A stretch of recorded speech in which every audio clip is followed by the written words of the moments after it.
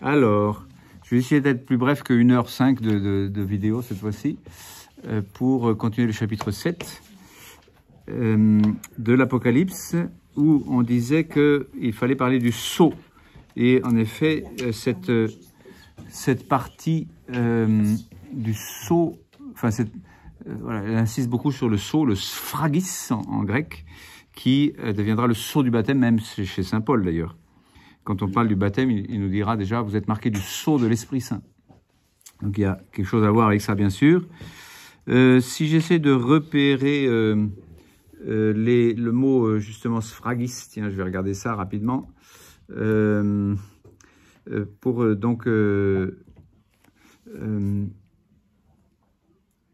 Oui, pardon.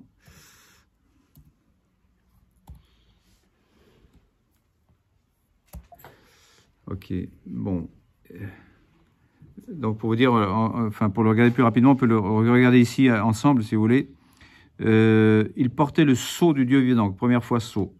Il cria dans l'obéissance, il faut attendez pour un que nous ayons marqué au front. Donc c'est le même mot sceau. Ici, ça apparaît pas en français, mais c'est le même mot sceau.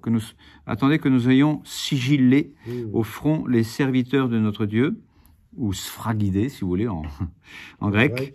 Alors j'ai appris combien furent marqués du sceau. Donc encore une fois, les du sceau, 144 000. De la tribu furent marqués du sceau. Donc au verset 5. Je vous ai souligné tout à l'heure cette inclusion. Entre le verset 5 et le verset 8, pour dire toute cette série-là est vraiment entourée de ce mot sceau, enfin d'être marqué du sceau. Et avant, il n'était pas question de sceau, et après, il n'y a pas question de sceau, c'est-à-dire vraiment une insistance de cette petite péricope.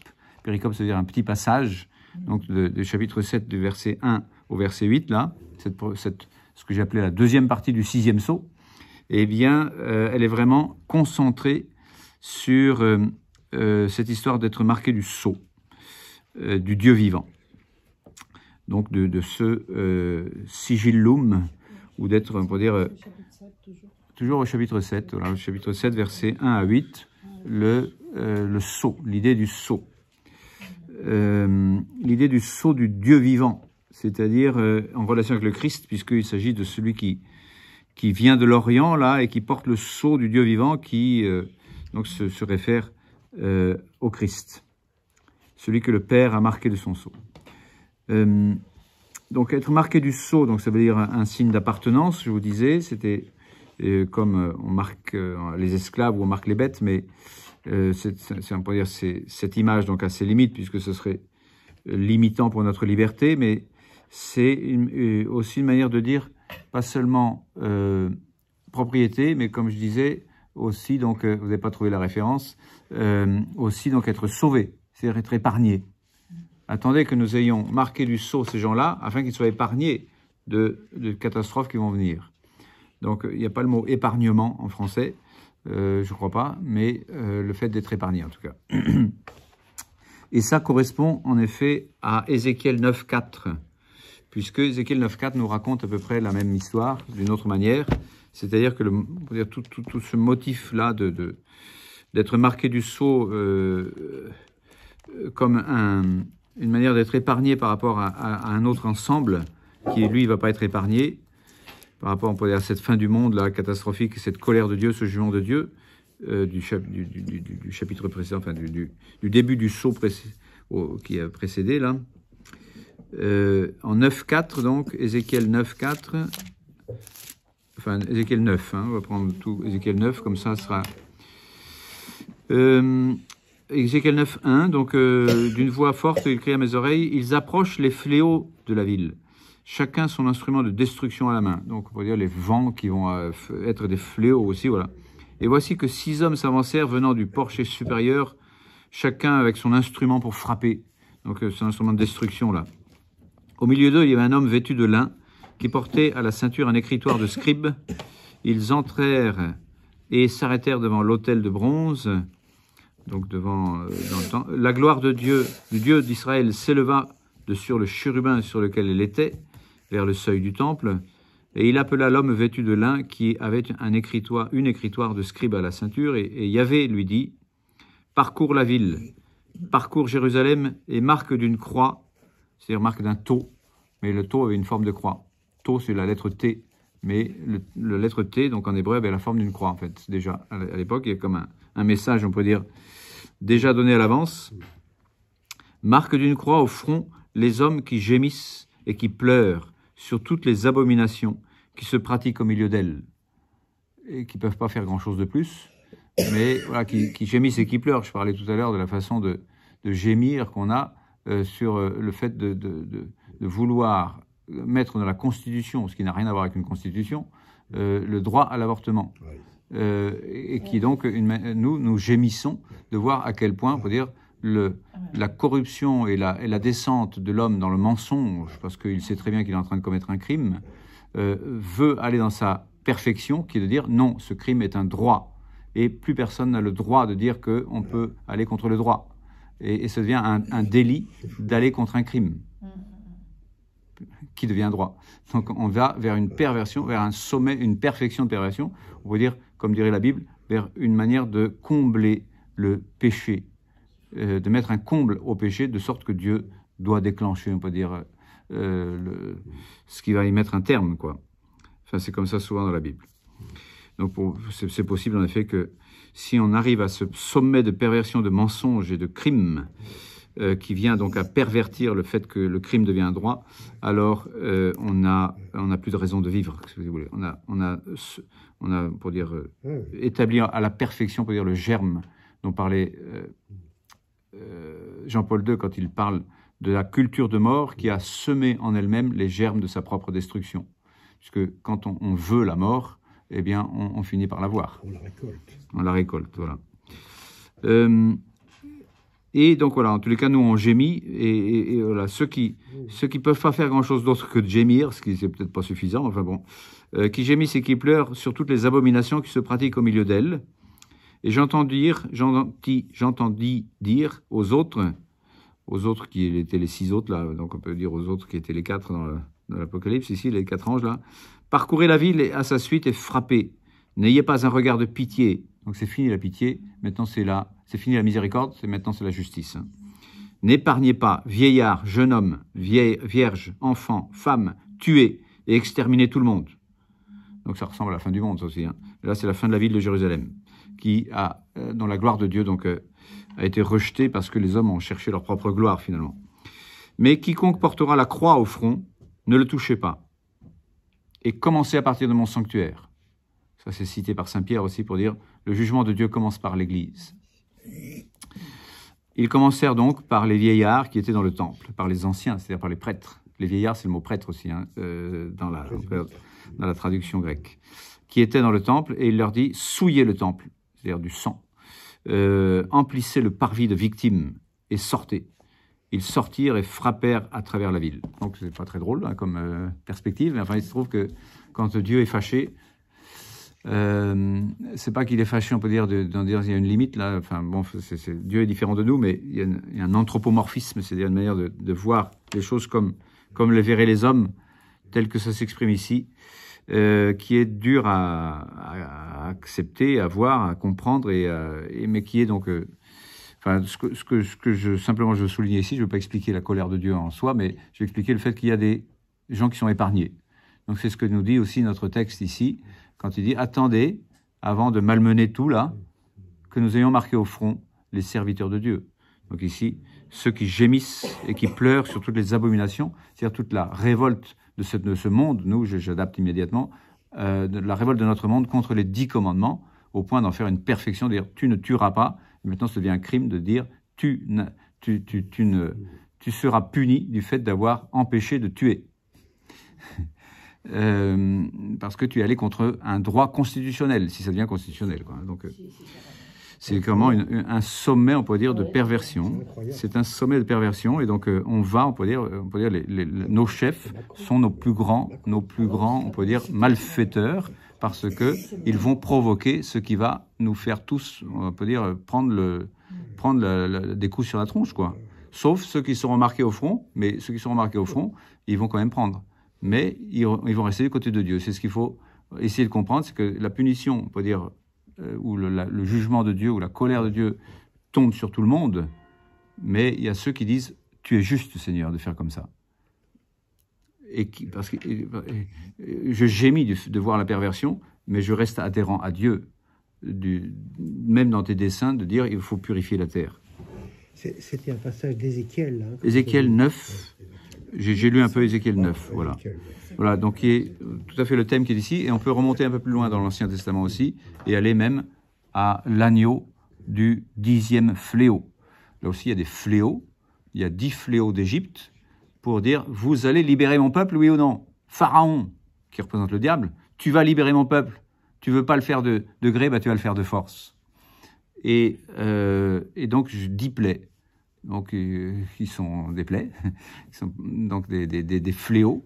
Et puis la 10e plaie, bon, bah, tu veux toujours pas, eh ben écoute, hein, ça va être tous les premiers-nés de l'homme et du bétail, de ton propre fils aîné, jusqu'à tous les fils aînés de tout le monde là, qui vont y passer.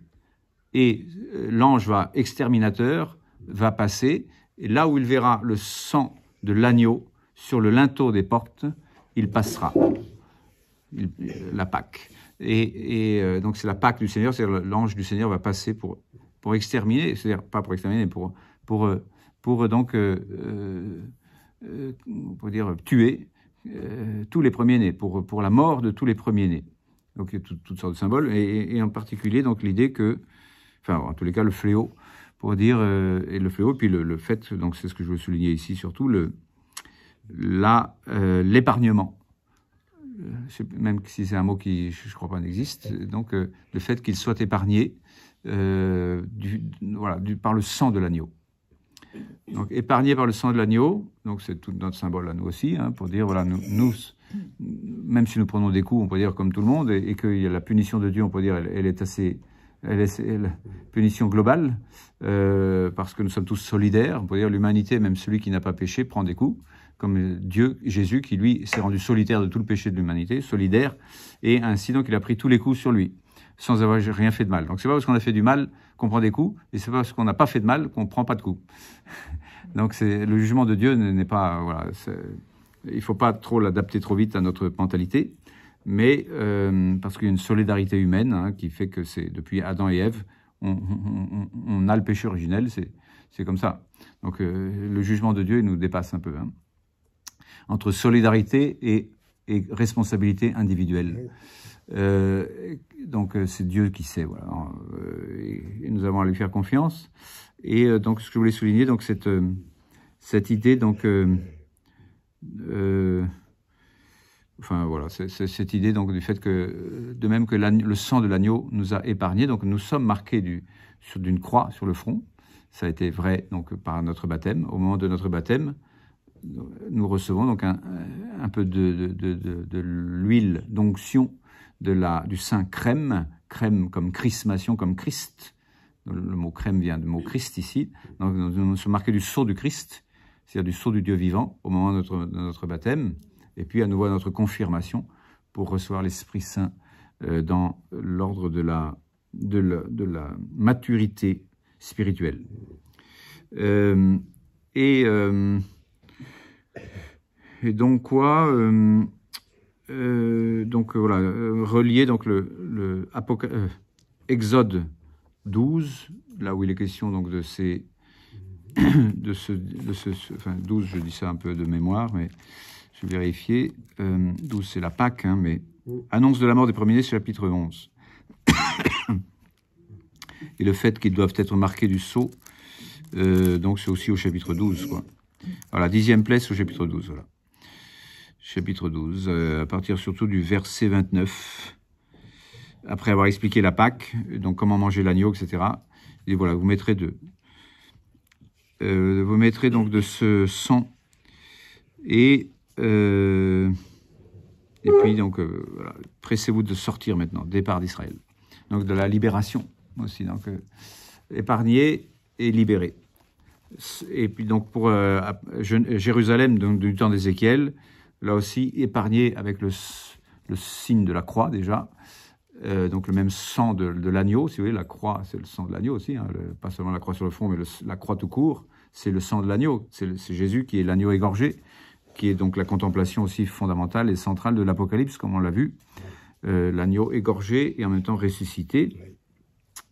Et ce sang donc de l'agneau, cette croix du Christ, ce baptême, si vous voulez, ce gémissement aussi impatient devant le triomphe actuel du mal, eh bien, fait que nous allons rester en état de grâce de Dieu, même si, on peut dire, les vents doivent souffler un de ces jours. C'est-à-dire même si, effectivement, la colère de Dieu, la punition, le jugement va éclater quand même, quoi, sous tension d'éclatement, quoi, même, parce que c'est ce qu'a présenté le texte, hein, je vous l'ai dit au départ. Hein.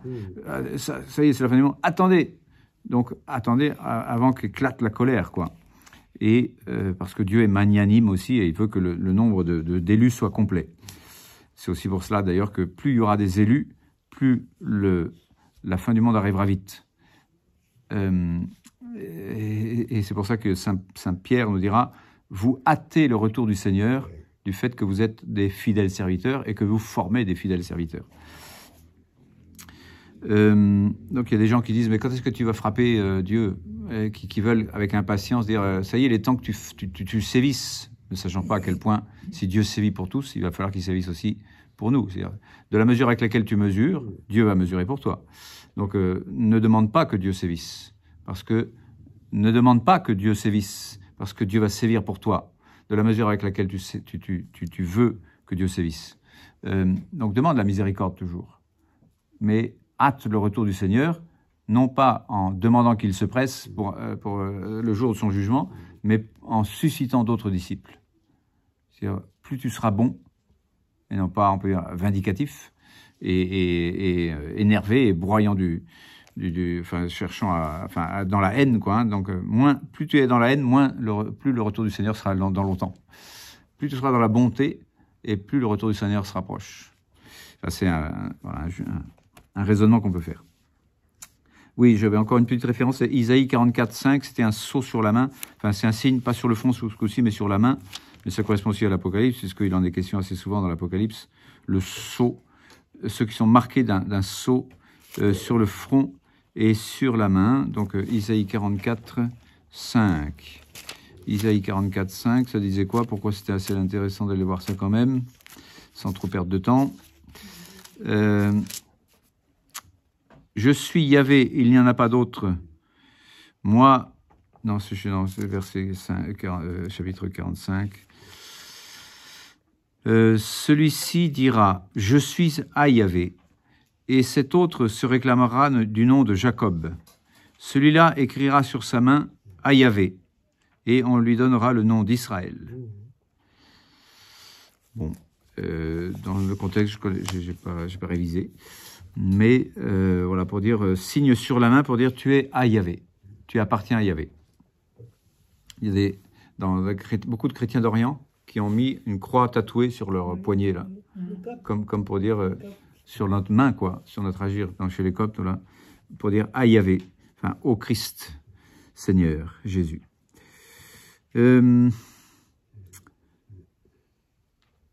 Oui, donc j'ai déjà dit, donc de la même manière qu'on disait que dans le 5e sceau, on disait patientez le temps que nous ayons revêtu d'une robe tous les autres.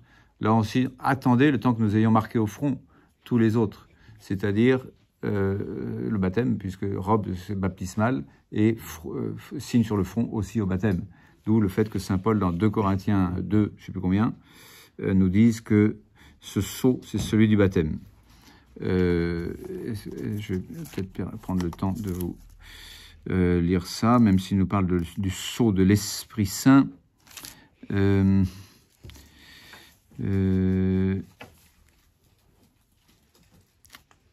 Voilà, c'est l'onction. Voilà. Et celui qui nous a affermis avec vous dans le Christ et qui nous a donné l'onction, c'est Dieu.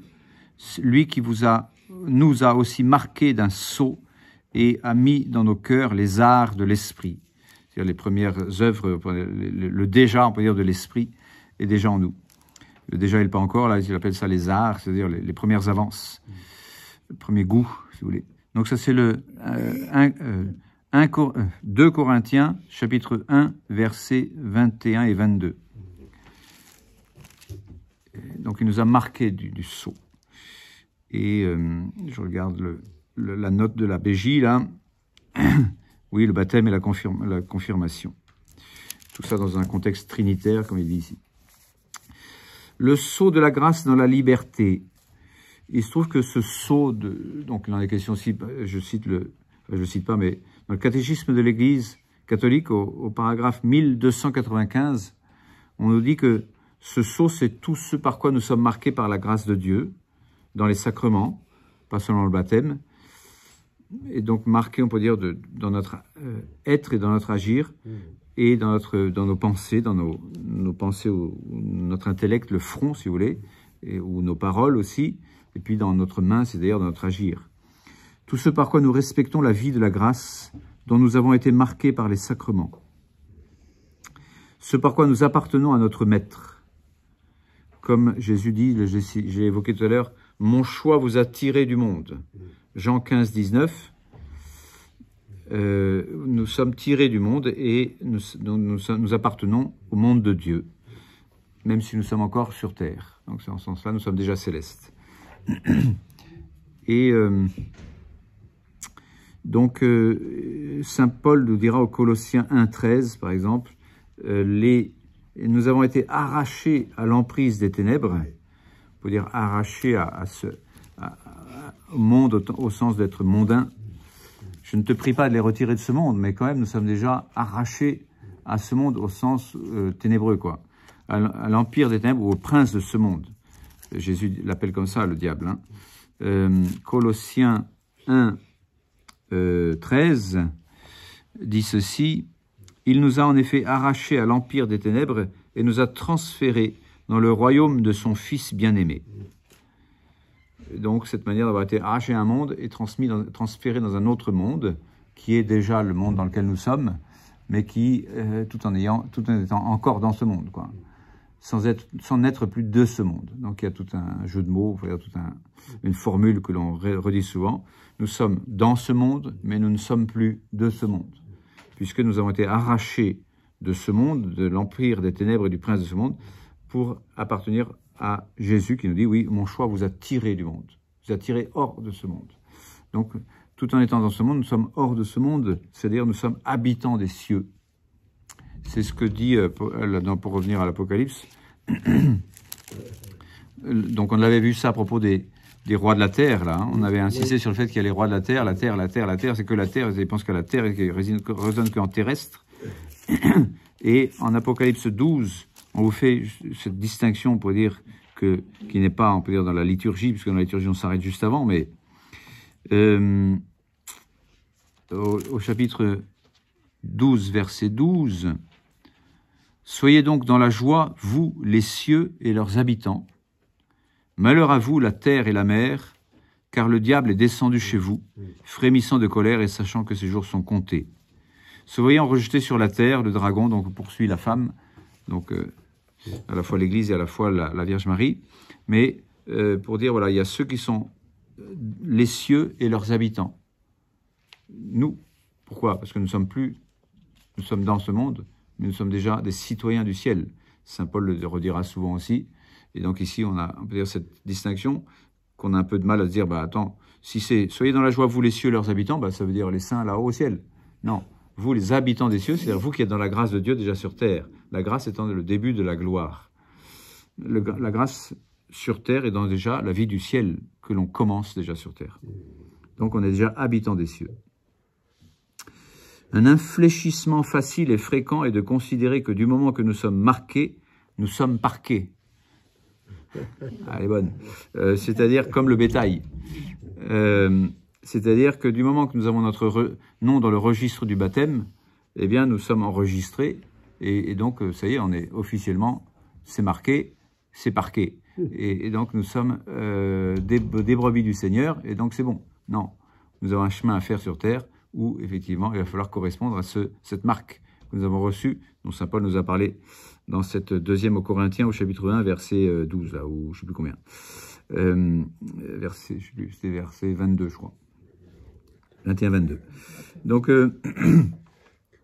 qu'est-ce que je mets ici? Donc, voilà, de croire que nous faisons partie du peuple des sauvés du seul fait que nous sommes dans un registre, ou du seul fait que nous soyons marqués. Ça ne suffit pas, puisque le sceau qui est de fait marqué sur notre identité profonde, Ça ne se voit pas que vous êtes marqué du front là, mais si, ça se voit, puisque vous avez été marqué d'un sceau, et les anges regardent ce sceau du Dieu vivant qui est sur chacun de nous, qui est donc notre vie sacramentelle, pas seulement le baptême, mais tout notre vie dans la grâce. Donc comme un sceau sur notre front, ça se voit dans l'ordre céleste, dans l'ordre voilà, des gens qui voient du côté du ciel. C'est tellement évident que ça se voit que nous sommes chrétiens du Christ. Mais il se trouve que nous pouvons contredire ce sceau-là. Nous avons notre liberté, et notre liberté est un don merveilleux pour valider ou effacer ce sceau.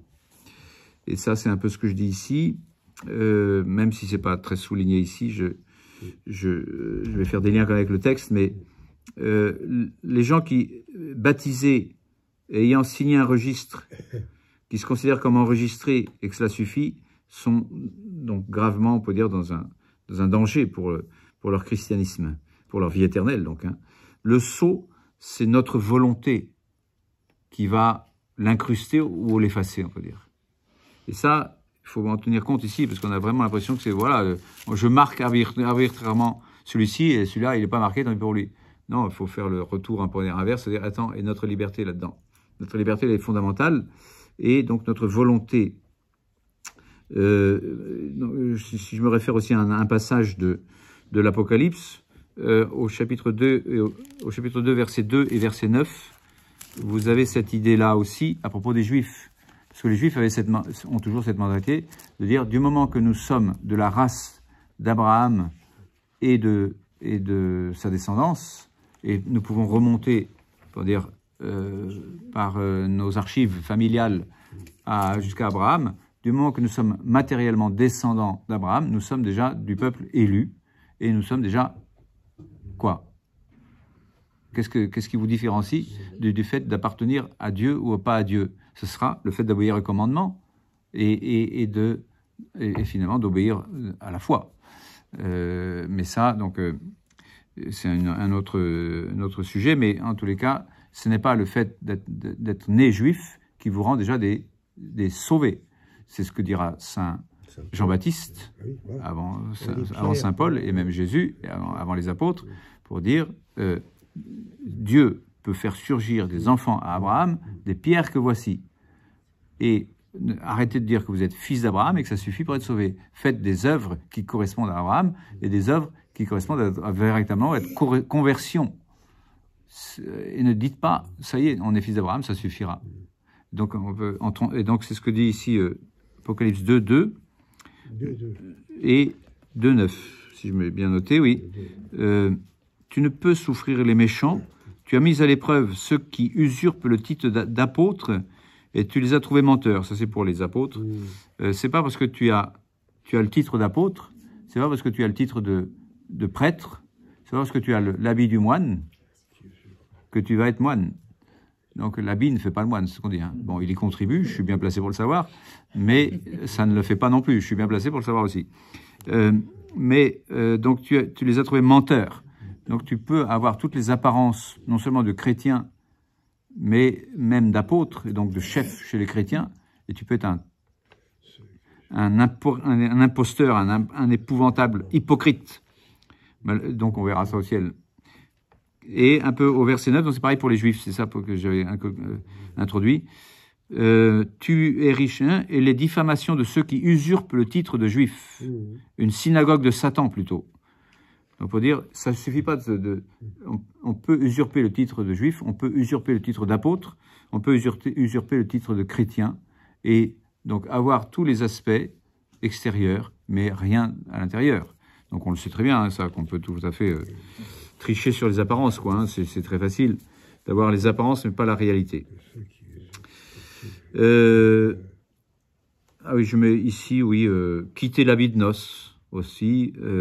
Ça, c'est une autre parabole de Jésus qui dit, voilà, on peut... Comment ça se fait que tu n'as plus ton habit de noces, toi? Tu fais partie des convives, là, tu es au milieu de la salle, là, et comment tu as acheté ton baptême, mais tu peux pas faire partie du peuple élu. Donc voilà, enfin, c'est une manière de dire, voilà, tu peux pas... Ou alors vendre son droit d'aînesse aussi, Hébreux 12, 16, quand Ésaü était l'aîné, et par conséquent, il avait un droit. sur Jacob. Il se trouve que pour un plat de lentilles, c'est-à-dire pour un bien matériel et stomacal, et une fringale, eh bien, il a vendu son droit d'aînesse. Et du coup, il a perdu, parce qu'il a vendu un bien spirituel contre un bien matériel. Il a troqué, on va dire, sa noblesse de baptiser, puisque avoir le droit d'aînesse, être baptisé, c'est avoir le droit d'aînesse, c'est-à-dire être un avec le Christ, qui est le fils aîné. Et le fils aîné avec une multitude de petits frères, mais ces petits frères sont un avec lui, c'est-à-dire qu'ils ont tous le droit d'aînesse. Et le baptême donc, nous donne un droit d'aînesse, c'est-à-dire un droit d'hériter avec le Christ. Et voilà, d'appartenir à l'héritage du Père, quoi. Bon. Et donc, Ésaü vend ce droit d'aînesse, et le Père. Et même quand il le réclame après, c'est trop tard. Et ainsi, donc, le chrétien ne doit pas vendre son baptême pour des biens matériels. C'est un bien spirituel qui est infiniment supérieur à tous les biens matériels.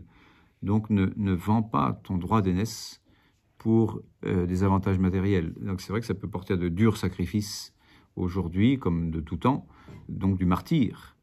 On m'a raconté le cas d'un gars qui a dû renoncer, qui a dû dire dans les hautes sphères, on peut dire, du pouvoir, là, entre, je ne sais plus si c'était le conseil, la Cour des comptes, commissaire à la Cour des comptes, et conseil de l'audiovisuel, ou je ne sais pas quoi, puis encore des trucs aussi qui s'entendent les uns les autres, pour dire, finalement, on va magouiller un maximum pour payer tel parti, pour qu'il puisse faire sa campagne. Et le commissaire à la Cour des comptes a dit, eh ben non, ça va pas être possible. Et du coup, le gars, fichu dehors, martyrisé, menacé de mort. Là, c'est aujourd'hui, hein, c'est pas des trucs en France, hein, donc et donc pour dire la corruption, voilà. Et donc, est-ce que je vais vendre mon droit d'aînesse en disant bah d'accord, pour respecter pour ma vie déjà, hein, en tous les cas pour garder ma place, je vais moi aussi me laisser corrompre.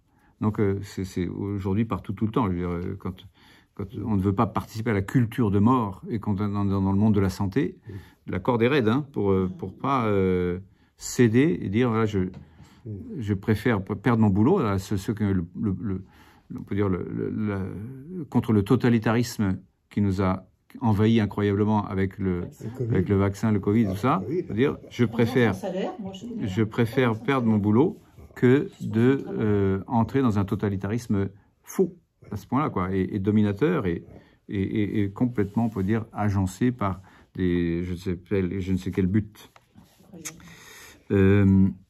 Donc voilà, donc des manières de dire, voilà, garder son droit d'aînesse, c'est quand même pas évident, ou garder ce sceau sur le front qu'on a reçu, et on peut aussi donc le perdre facilement en disant je ne suis plus serviteur de Dieu, je suis serviteur de ma pomme. Et donc quelquefois c'est des durs sacrifices et des lourds, des choix lourds, parce que quand on a une famille à faire vivre, etc., comment je fais, quoi. Enfin, donc il y a des débats, et la perte de la clause de la conscience, la clause de conscience donc qui a été perdue depuis très longtemps pour les pharmaciens et qui va l'être là maintenant pour les médecins. Et donc ça veut dire que le totalitarisme avance de plus en plus et qu'on va de plus en plus dans un monde dictatorial, de plus en plus.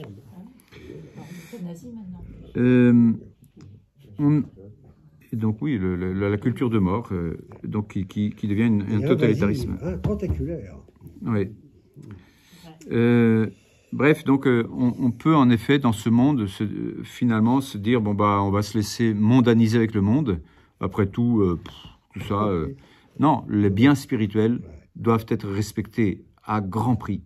Et c'est ce que dit Jean-Paul II dans sa encyclique sur la splendeur de la vérité, qui est une formule de Platon par ailleurs, et qu'il prend comme titre de son encyclique sur la morale, pour dire la splendeur de la vérité, comme Antigone, on pourrait dire, qui lutte contre Créon, pour dire la vérité ne doit pas être dominée par le pouvoir politique.